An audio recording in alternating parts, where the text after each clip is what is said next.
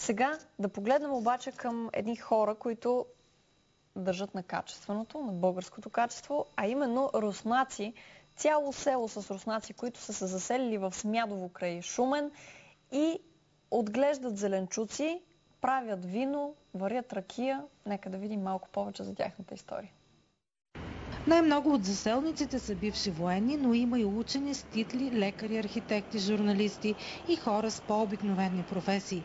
Запитахме защо точно Смядово. Причината била топлия климат. Ако в Смядово сега се радват на топла есен, в Архангелск термометрите показват минус 16. Друзья, приятели, вот и предложили Смядово. Приедь в Болгарию, посмотри. Мы приехали сюда, посмотрели в 2009 году и решили, что здесь место очень хорошее. Вот посмотрите, лес рядом, да? Городок спокойный. В городке все есть. Администрация вопрос решить, пожалуйста. Полиция, пожалуйста. Поликлиника, потом скорая помощь.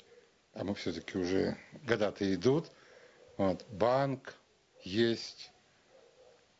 Что еще? Кафе, магазинчик, даже пожарная часть есть. Ну что еще надо? Все есть.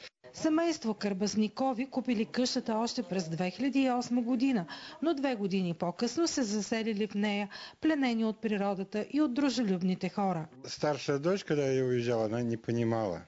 Говорила, папа, я тебя не могу понять, зачем ты уезжаешь.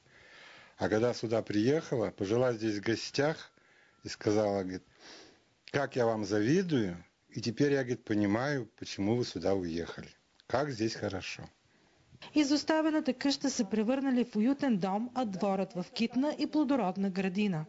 Вот было все, значит, заросло, все мы разделали, у хозяйки все растет, в мазе банки накручены, зиму будем жить со своим. Всичко има. Вино, ракия, домати, краставица, всичко има. За разлика от повечето българи, Карбасникови са щастливи тук. Намират страната ни за много красива и спокойно място за живот. Съжаляват, че много хора напускат България, за да търсят прехраната си в чужбина. Така било и в Русия. Лиля знае по-добре български, а Сергей още го учи. Вот соседи мы друг друга понимаем, да? То есть схожесть языка, что-то они помнят, что-то мы уже выучили по-болгарски.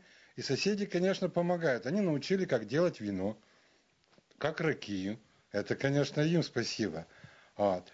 А то, что садим, вот, например, те же огурцы и помидоры, мы делаем что-то по-своему. Они приходят, тоже смотрят. Друг у друга учимся.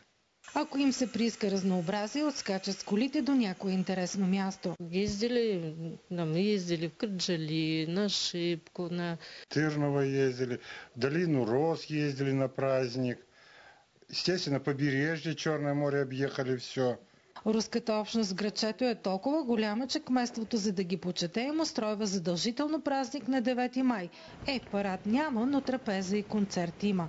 На последния 9 май, когато се събирахме, то прерасна така в едно надпяване на български и руски песни.